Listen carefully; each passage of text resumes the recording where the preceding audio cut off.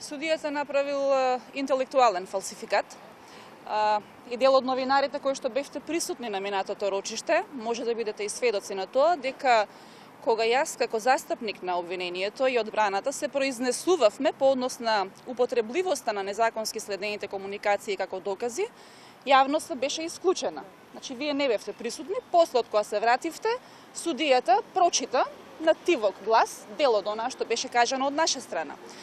Во записникот е наведена сосема обратна ситуација, дека јас сум се произнела во присуство на јавноста, одбраната на обвинетиот и дека јавноста била исклучена единствено во делот кога се слушале аудиоснимките, што не е воопшто точно.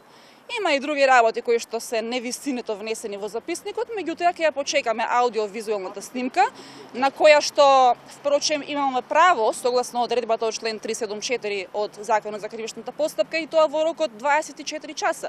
А од 16 декември до денес се поминат подолг временски период.